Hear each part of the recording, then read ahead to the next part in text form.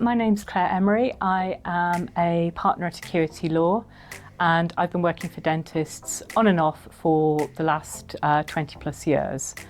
And for the last 15 of those, I've had and enjoyed a really close working relationship with Dental Elite.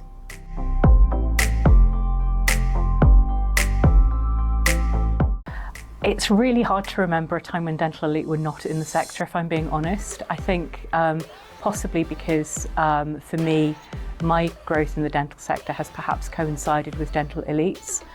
I think they've brought that real understanding of financial modelling, EBITDA models, and again, if you sort of look at those structures now, that financial depth of understanding runs not only through the corporates with their large groups, buying on multiples of EBITDA, having principals sort of stay behind and help partner with them in running their businesses, but it's also informed the way in which individual buyers are going ahead in acquiring businesses. As a much deeper understanding, I think, perhaps of dentistry as a business model. And I think for me, Dental Elite have been one of the, I suppose, leading lights in enabling that understanding across the dental sector.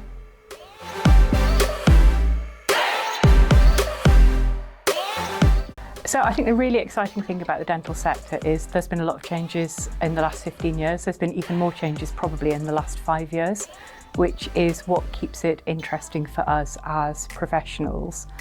I think some of the biggest changes over the last 15 years came about when dentists were able to incorporate, which allowed them to grow bigger practices, bigger groups. And so I think over the last 15 years, we've seen the rise of not only the corporates that everyone will recognise, but also multiple site operators who have maybe 10 practices and are running really successful hub businesses in the sector.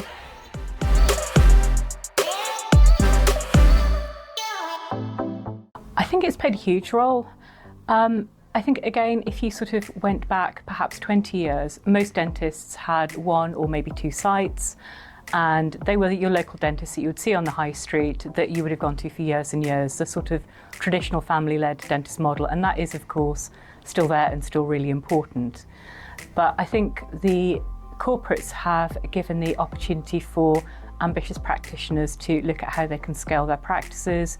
They've almost provided a sort of blueprint for growing bigger groups, professionalising, and it's made dentistry more of a sort of true investable business rather than simply being the profession that you went into as a dentist. You ran a successful business on your own account and ultimately you would hand that over perhaps to one of your colleagues on retirement.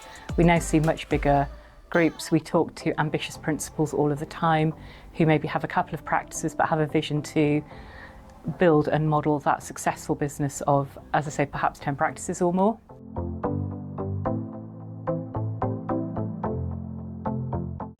Gosh, it's really hard to predict, only because if we look at the past 5 or 6 years, with the changes that COVID brought about, the changes in interest rate rises in 2023, dentistry is always moving. To me, it's really interesting because it's not only driven by the economic climate generally, but the political climate as well. There is a huge sort of political investment in dentistry and people feel really strongly about NHS access. And so I think it will be really interesting to see how the 10-year plan for NHS dentistry pans out, what that means for NHS dentists,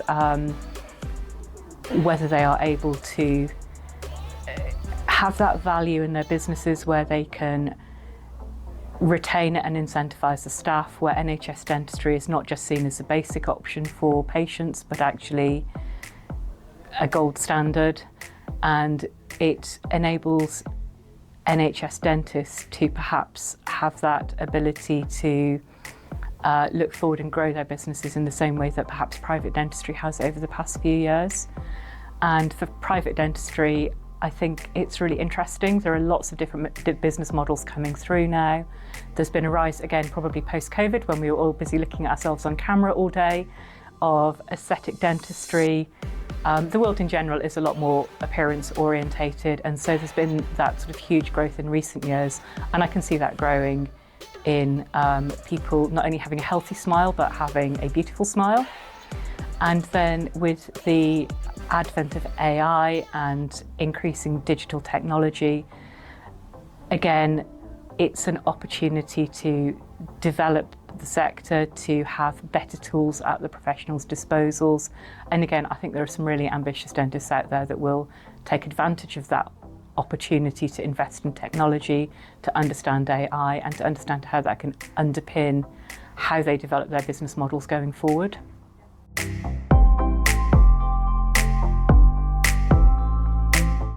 So a job that I really enjoyed working on with Luke was the sale of a group to what was then a new but is now pretty established corporate acquirer.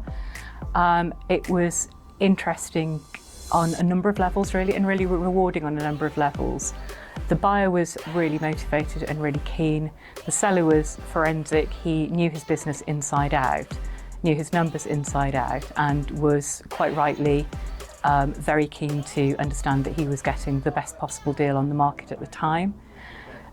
As is always the way with these big transactions, a lot of it comes down to the numbers, and I found it really interesting and rewarding just working with Luke to understand the business, to understand the profit centres in the business, how we were going to optimise that for the seller on an exit. And it was great. We had a lot of meetings, both of us, with the seller together to try to run through both the transaction structure, but also what his numbers look like, what they could look like, were we doing the absolute best for him? And that sort of hand-in-hand involvement with Luke on that deal just made it really rewarding for me.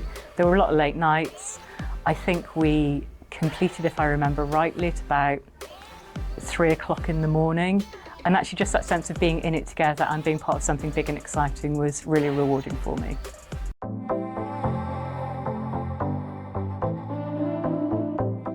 Do you know what? It's just really good fun. I think Luke has just undoubtedly a breadth and depth of knowledge in the sector, and that sort of understanding of what it's looked like, how it's grown, and what it might be doing in the future.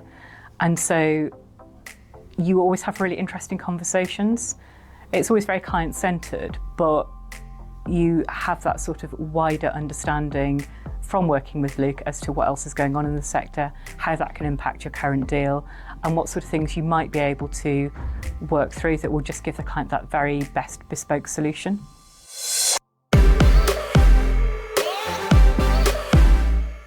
I think the other thing that's been great with Dental Lily is it's not just about the big deals. Sometimes there are smaller deals which are hugely, hugely significant to the sellers, and it's often when they're selling because of a life-changing event, whether it's a death or an illness or something of that kind, and they're not selling at a time that they've chosen to sell.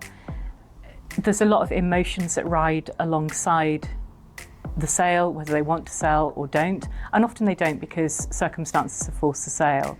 And actually working with Carl on a lot of those deals has been fantastic because he's got that real empathy for the client's position there and is really focused on making sure that the deal works for them. Because selling a practice when you want to sell a practice is really big and really onerous and really hard work. And actually, if you're selling because your partner's died and they were the dentist, or you're selling because you've been diagnosed with an illness or something of that kind, it's even tougher. And actually having somebody like Carl in the background, very calm, very experienced, hugely empathetic, very much out there to bat for his client's interests, just makes that whole process easier. It's that wider human understanding as well that really sets him apart in managing those difficult transactions.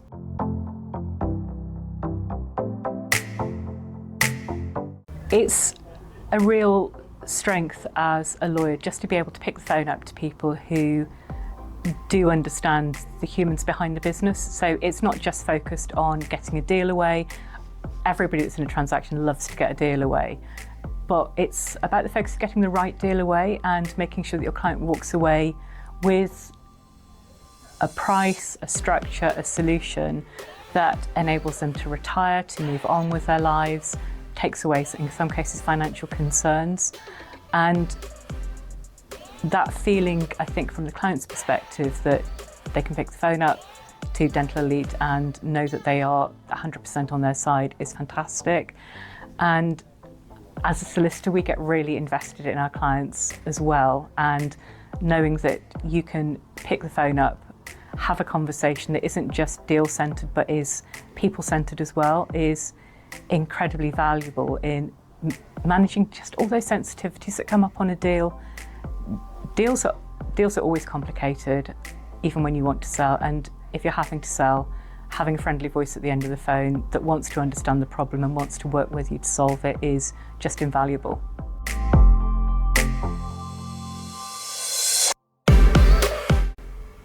I think, again, one of the great things about Dental Elite is just that sort of focus on learning, bringing people together, and in some ways almost fostering a bit of community amongst the professional community in the sector.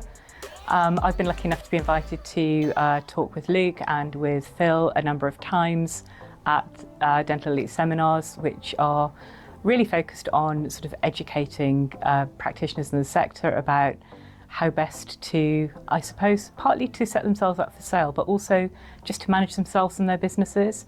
And it's a really great opportunity to not only stand out there and talk about yourself, which is always great, but also to actually listen to some real other leading professionals in the sector explaining whether it's financial management, accounting or tax management, how to invest. And it's been just a great opportunity to work with a breadth of professionals in all sorts of services that help dentists to provide them with the very best outcomes.